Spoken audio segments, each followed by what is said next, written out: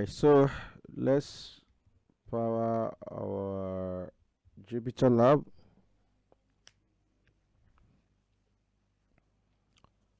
Right, so that fired up the Jupyter server and runs on the default port of 888. Alright, setting up, yeah, ready. So what I'm going to do next is just to create a notebook and use Python 3 kernel. Alright, so the next thing I want to do is to import the pandas that we installed in the earlier session. So import pandas, we would equally be needing NumPy. So I will import NumPy, right?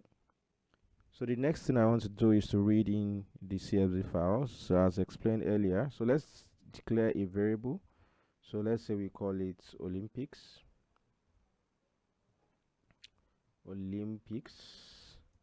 Right, this is our definition, and then we use pandas, right, to read the CSV. So the panda has a CSV method, read CSV method, that reads in the CSV. As explained earlier also, read CSV can read local files or a remote file. So if it is local, you just pass in the local path from your system to it. If it is on another website, which is a remote site, you put the link here, HTTP whatever, to that CSV file, and then pandas is intelligent, read CSV is intelligent enough to read that into the memory. Alright, so I'm reading the file here, olympic.csv file has been shared earlier. So I would use that to olympics.csv. Alright, so assuming we've got that file, so you have to ensure that the spellings, there's no spelling mistakes, because this what we have here must match word for word here. So what I've written here, there is a mistake here, olympics.csv. So if that is written properly, the next thing you want to do is, let's see the content of that file. So all is being equal, you read the content of the file. This shows the content of the file. So let's play around with it a bit before we lay the foundation for the linear regression that we're about to do. All right, so once you get this file in, you can, we want to select a couple of heads from here, or you want to see how many columns you want to dynamically check the columns of your data, which is saved inside the Olympics. So we get that, you put that here, you put columns. This effectively renders the columns that we got, teams also, like that, and let's say you select some data out from here. You can get the, let's say you select Olympics,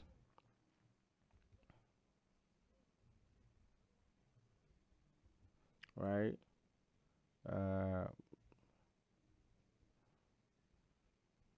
So let's say we get some data out. So let's say teams equals to Olympics, and then we will pass in some of this variable here.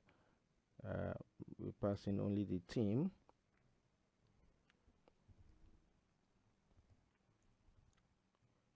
This effectively gets the team out for us.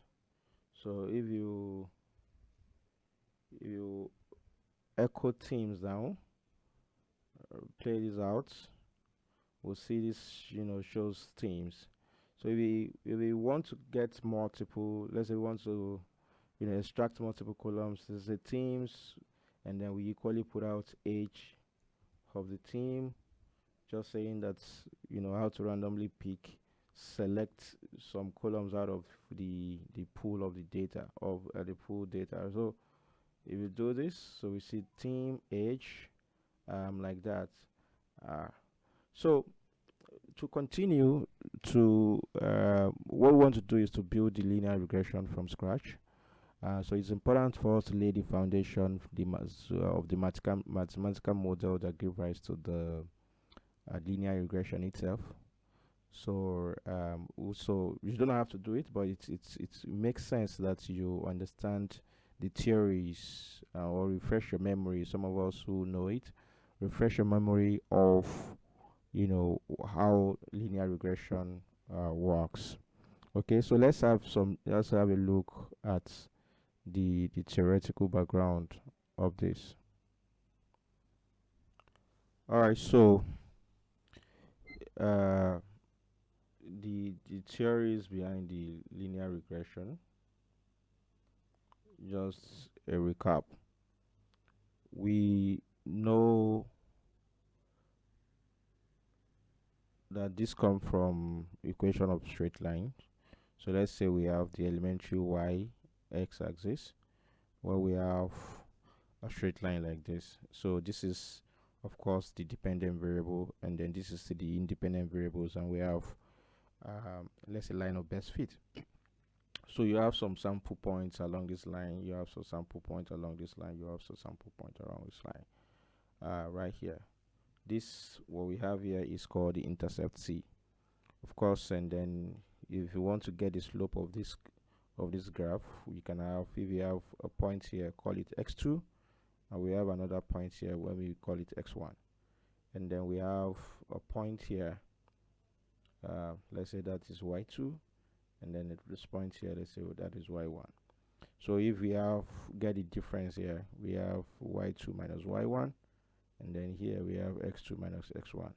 So effectively, the slope, which is m, is changing x, or changing y over changing x, which is y2 minus y1 divided by x2 minus x1. This is denoted by m. We have not said anything different. It's just refreshing linear equation. So the linear equation, the standard linear equation, is written as y equals to mx plus c, mx plus c, where y is a dependent variable, m is the slope of the graph, x is the independent variable, and then c is the intercept. Now what we are saying now is, assuming we have a prediction, this is the actual value, and then we have a prediction, let's say the line of prediction come this way. All right, so the predicted value would also, of course, follows the same standard equation of straight line. So assuming we have the predicted value to be y cap, and then we have this one to be mx plus plus c. Let's say we have y cap mx plus c. So there's a difference between the actual value and the predicted value. So the difference between the actual value and the predicted value is termed as error. The variance between what happened or what is predicted that was going to happen, is termed as error. So we can say the actual value, we can effectively say that the actual value,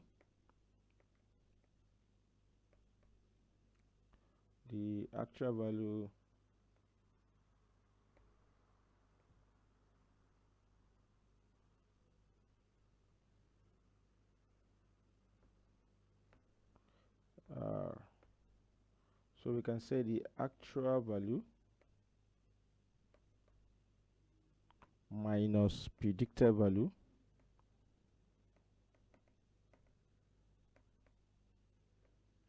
is equals to an error.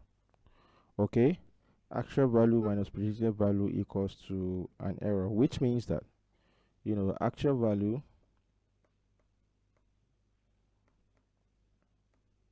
equals to the predicted value plus error. Actual value equals to predicted value plus error. So if we say that y equals to the actual value, and then here we have the predicted to be equals to mx plus c, right? And then we denote the error by e. We can have it like this. So if we generalize this equation, we can have it pointed y I mxi, okay, and then of course ei. Now, so if we have different points, if you pick different points on the graph where you have like that, so we can say we have y naught equals to mx naught plus c plus e naught, and then y1 equals to mx1 plus c plus e1, y2 as many mx2 plus c plus e2, y3 equals to mx3 plus c plus e3. So assuming we have this equation like this, so if we solve for m and solve for c, we'll be able to know the error, and then of course we'll be able to know the coefficient, which is m and c. If we determine m and c, we can easily predict value, and of course we can measure our degree of accuracy. So to solve for this now, we have several ways of solving this. So you see in some cases people solve for linear regression through calculus, but I would be using matrices to just show how this can be solved. So you don't have to prove this, but I'm just trying to show the formula. We can go straight to the formula if you know the formula, and then you can put that into the Python implementation. But just in the spirit of learning, so I just want to put us through it. So if we look at that equation, where we are coming from, we can actually group this like this. We can group this like this, and then also have this one group like this, and then also have this one group like this. This is effectively forms a matrix. This matrix of 1 row 4 columns. This is matrix of 2 rows 4 columns. This is matrix of 1 row 1 column. This one is 4 rows 2 columns, and this one is 1 row 1 column 4 rows. So this is a matrix, but let's put it in proper perspective, since this is not we want to separate this into 2 separate matrices. So because of course your matrix shouldn't have a plus. Okay, now so if you write that properly, we'll be having something like this: y1 or y0, y1, y2, and y3, then equals to. Now remember that in matrix you have a row multiplying the column, so this can be separated as x0, x1, x2, x3. Then we can have 1 1 1 1, and then here we can have times m and c, so plus e, and I will explain a little more. 0 1, so 0 0 1 2 3. Okay, so what we've done here is not different. This same thing, what we have here, is equivalent to what we are having here, because if you multiply this by this, you have mx naught, and then if you multiply this by this, you have c, so you have mx naught plus c. The same thing here, mx1 plus c. Then this one like this, you have this times this, sorry, you have this times this,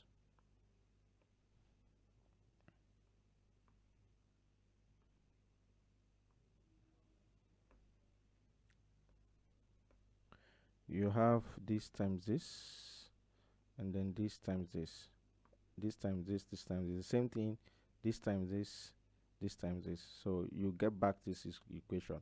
Of course, we want to write standard matrix. This is a standard matrix, standard matrix, standard matrix. We don't want to have a plus in between. So if you put that into proper perspective, you will see that we have here, let me write it properly so it's clean. Here you will see that we have this one to be 1 1 1 1. So assuming that we generalized and we call this one y, this O matrix y, and then we call this O matrix x, and then we call this O matrix b, and then we call this O matrix e. We can then write this in simple terms and say that y equals to xb plus e. We say y equals to xb plus e. Those this is, we are back pretty much where we started from. So assuming at some point you have e being negligible, e is negligible. If that happens, then what happens is that you have y equals to x plus b. So what we are trying to solve for is b, which is our coefficient. This is b, m and c. You normally know x because that is your dependent variable. So once we are able to determine m and c, then we can get our prediction. Of course, and again, we can get the level of the errors from sum of square of sum of squares. All right. All right. So moving on, if we have this equation here, the next thing we want to do is to solve this one by way of matrix. Don't forget that what we have as that linear equation that I wrote is actually a matrix. Okay, so what we're going to do is to multiply through by a transpose of x first, because we need to get the matrix in the format that we cannot just say if it is linear algebra, we could say that y divided by x equals to b, but this is not linear algebra. Before you can divide a matrix by another matrix, there is certain dimension that matrix should have, so we need to get it into that format that is resolvable. Okay, so to be able to the trick to be able to do that is, first of all, we'll multiply through by a transpose of x. So multiplying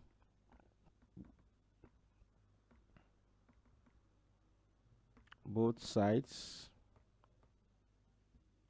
by x transpose, written as x transpose like this, you would have x transpose y to be equals to x transpose times xb.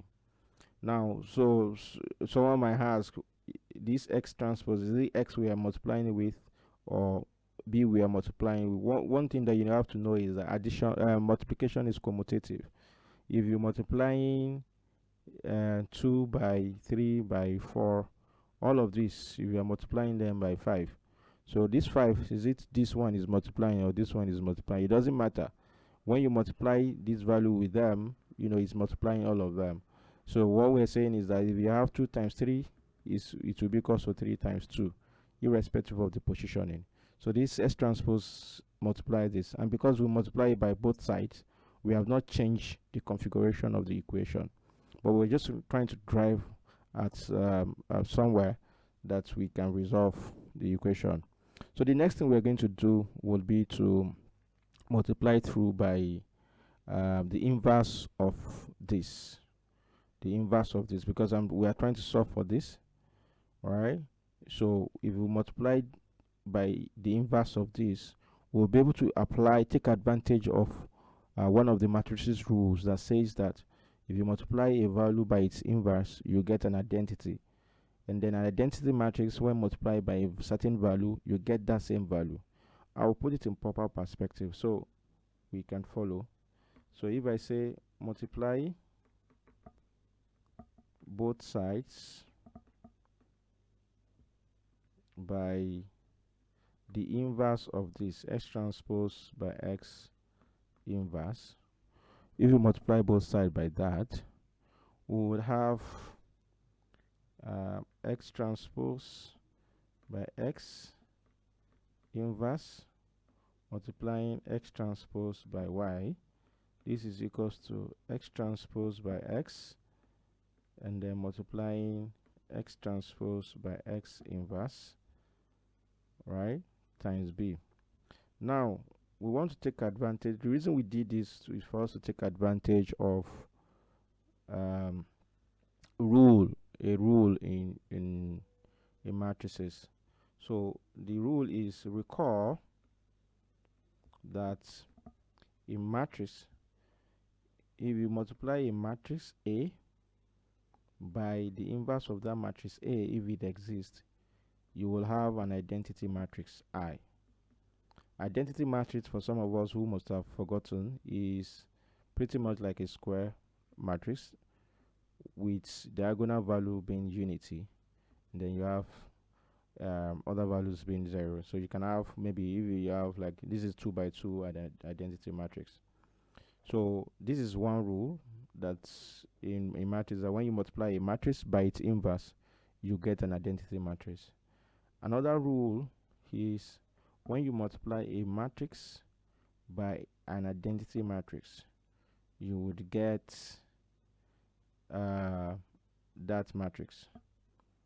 So a matrix multiplied by an identity matrix will give us the same matrix. Now what we are seeing here is that this is a matrix multiplying by its inverse. This matrix is being multiplied by its inverse, which effectively says that you're going to have something like this. You're going to have x transpose x inverse by x transpose y would be equal to, if this is multiplied by this, you're going to have an identity matrix I multiplying b. Then we are applying the second rule of IB will be equals to b. It says that we have S transpose, this is T, please. S transpose by X inverse multiplied by X transpose by Y would give us B. So this says that the coefficient B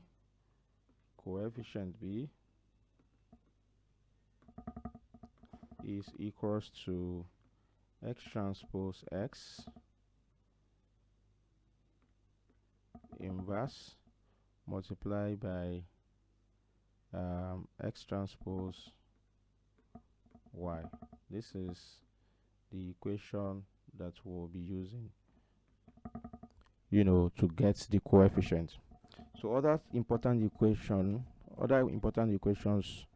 that we would have is, first of all, we would get sum of square residual called SSR, which is a measure of variance. All right, is a measure of the level of variance in error terms, all right, or residual of a regular or of a regression model. All right, so an SSR is mathematically expressed as the sigma of y minus y cap squared. Okay, y minus y cap squared,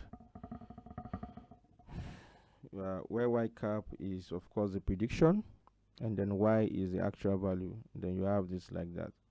And then we have sum of square total as well. sum of square total, which is a measure of deviation from the actual value. So you have something like this. Sum of square total, SST, is written as the summation of y minus y bar, this is y bar squared, where y bar equals to mean of y, where y bar equals to the mean of y.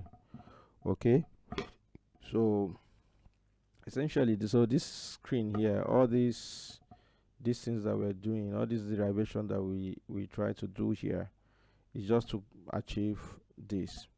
All right, and then put in this form. So this screen here is the actual screen that you want to keep. If you don't really care about derivation, this is the screen that you want to keep.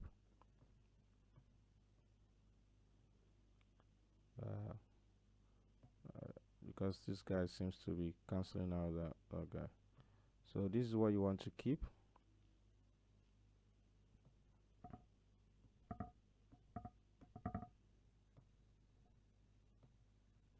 All right, so this very screen here, all of them together, this is an important screen. So now I will master this, would then return to our Python interface to code this out and get out the regression.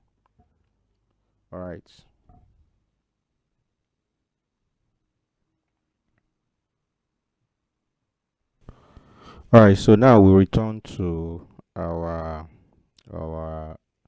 Jupyter environment. So we just continue and code what we have out. Okay, so I'm just going to go straight into saying X.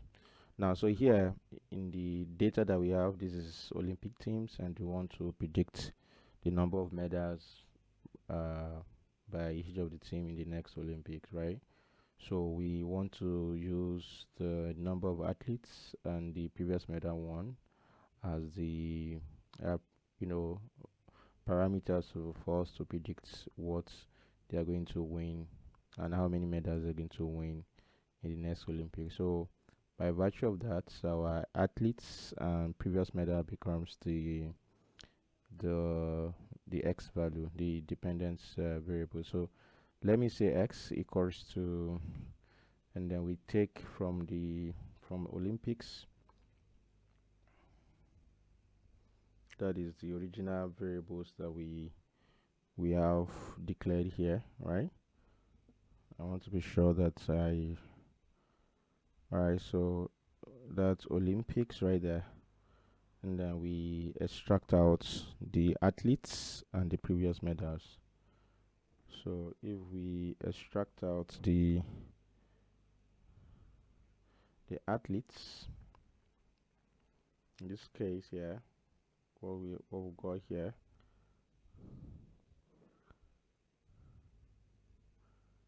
and the previous medal one, of course you type it, you just want to, all right, so previous medal one. So I'm just going to go ahead and copy that,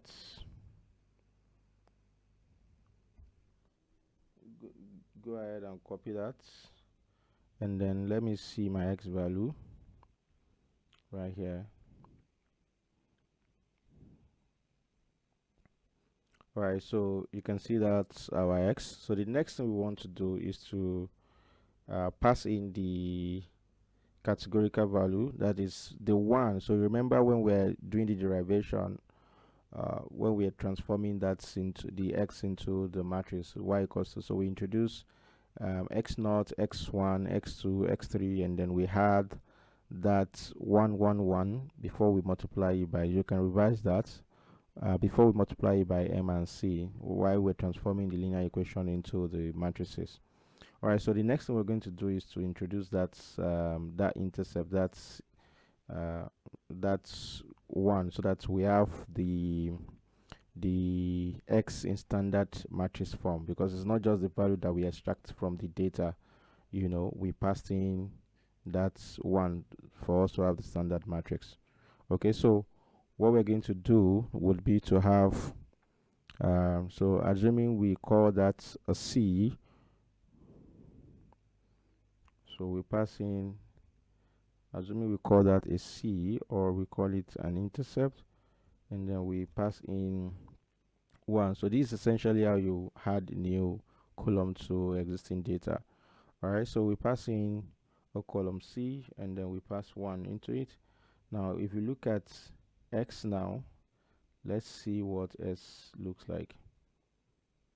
Now, so we have x looks like this, having having this number of columns, 3 number of columns. So we want to rearrange it. Let's rearrange it such that we want c to come first. So rearranging it and making making c come first looks pretty much like this. So let's say x equals to, we reassign x, and then we x such that we have what we've got here, everything that we've got here, with c coming first. Everything that we've got here, c coming first, then everything come right after. Then we have that closeout, right? So now if you look at what x looks like right now, you have something like this. So the same thing, but c coming first now. So this is how you can move things around, and you know figure, just you want to be in charge of which column come first. So now let's say we've got our x. The next thing we want to do basically is to get our y value out. So the y value is, in this instance, the number of medals. So let's say we have this to be the Olympics. I guess did we use s from the Olympics like this? Yeah. Don't want to have typo errors. So let's say we have that Olympics, right? And then we have the this thing, number of medals right there. So let's say we have this to be medals. All right, and then we go ahead and copy that as well. Now, so if we look at what y looks like, let's look at what y looks like. So this is what y looks like, right? Okay, so we are getting close. So remember your equation, that's final, that's coefficient equation that we got. The coefficient equation is, let me write it as a comment, which is hash, right? So the coefficient equation is x transpose, if you remember, x transpose times x, and then we have the inverse of that, and then multiply by the x transpose times y. So we have x transpose times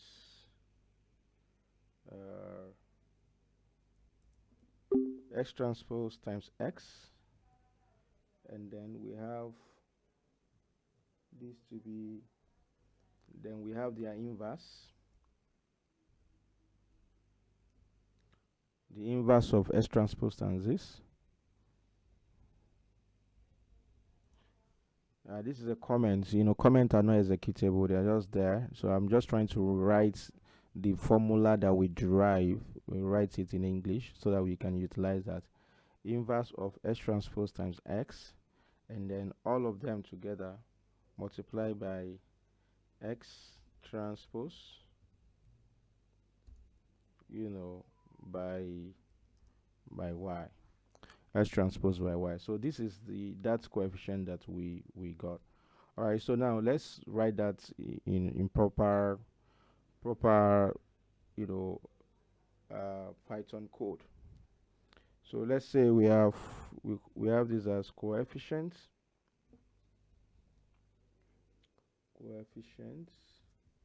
um, to be equals to. So the first thing we want to do is to get X transpose. So before we do that, so let's get X transpose out. I think it's best we separate stuff. So let's first of all get X transpose out. So X transpose is equals to X, as simple as X dot T. This is the power of pandas. So everything is just very simple and straightforward. Now, so X dot T gives us X transpose, right? So if you echo out X transpose, you'll see that if you echo out X transpose, we have something like this. This is our X, and this is X transpose, right? Now, we got pretty much almost everything that we need, and the next thing we want to do is to then write the coefficients out like this. All right, so let's say the coefficient that we are trying to do is the inverse. So let me still break it down further. So let me get inverse. Let's get inverse value. Let me call it inverse value. Or yeah. So let me call it inverse values like that. Okay? Which will be equals to the inverse value we're trying to get is inverse of this times this, right? So we're using numpy, the numpy that we imported up here, right? So is what we're going to use to get the inverse of that matrix, right? So we say numpy has a lot of function in it. So if you use the linear lag, all right, so dot inverse. So we have this dot inverse of the S transpose that we've got here. This S transpose that we got here multiply by, so in here what we use as this multiplication is this the hat, but of course we can also use dots multiplication. So we have X transpose times X transpose times X. That gives us what we're trying to do is to get just this part here, this inverse value. Then we can then multiply it by this. So this here is this inverse value right here. So if you get the inverse value out,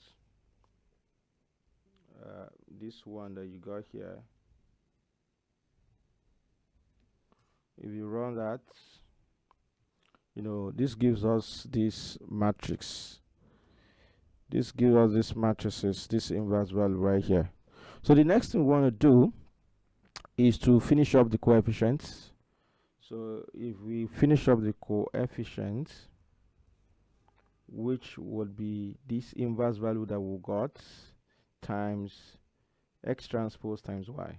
Okay, so we're done. So the inverse value, this is equals to the inverse value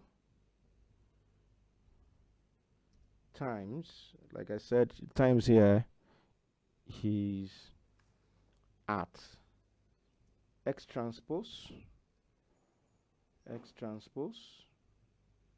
that we have here, this times S transpose, and then this times Y. So that is our coefficient value,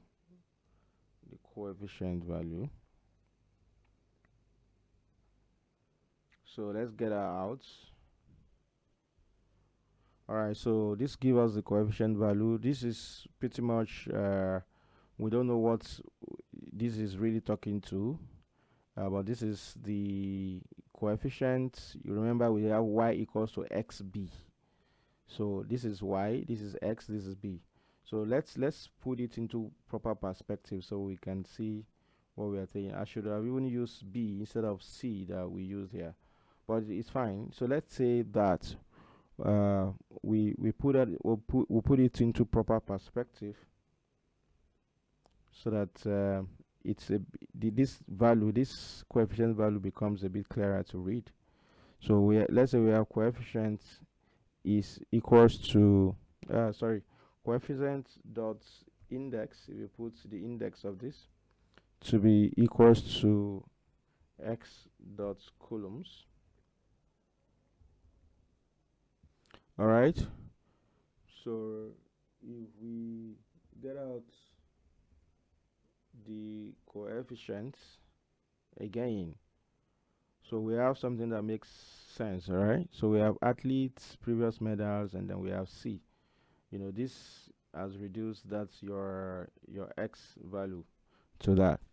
Okay, so the next thing I'm going to do is just do the prediction, which is your y now. Prediction, I just call that prediction, or you can call it y cap. So prediction is equals to the x times the coefficient, y equals to xb. So we have x, this is equals to x times the coefficient, right? X times the coefficient. Now, so if you get out your predictions, you would see what you have. This is the predicted value, the number of values that each of this country would win. You know, that is the prediction. Right, so this is your oracle. The next thing you want to do is to determine your degree of accuracy. So let's check out the SSR, that's sum of square residual. We said it's equals to y minus y cap, you know, all sum squared, right? So putting it in here, the first thing we want to do is to do y minus prediction. You know, y cap, we said y cap is the prediction, right? So we're going to have this to be y. So let's have this like this. So we have y minus y cap. Y cap in this, please refer to the proving that we did. We said y minus y cap, right? Squared. So squared here is we'll put double asterisk squared, right? Then the sigma, which is summing them up together. Okay, so we say this is the sum. Okay, some function like this. All right, so now we can get out our SSR and see what that looks, all things being equal.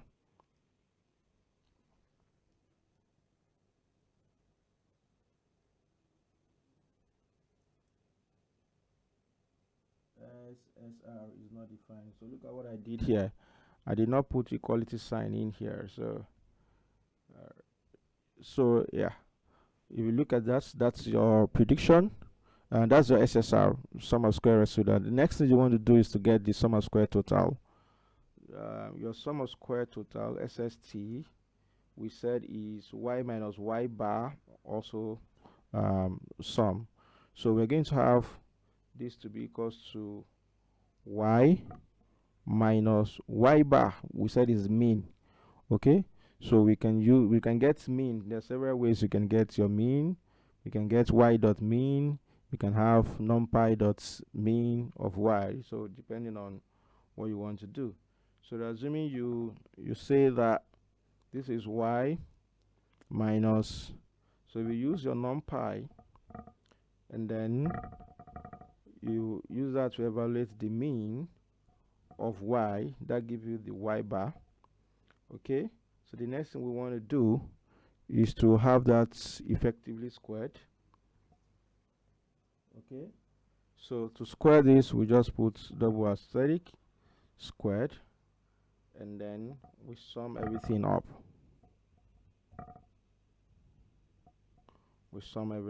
So if we bring out SST right here, similarly, I did not put equality sign here sincerely. All right, so that works. So you have your SSR and your SST. So let's get your R squared. So R squared is equals to 1 minus, remember, 1 minus SSR divided by SST. If you recall the equation that we did, so you have this. Okay, so if you get out your R squared,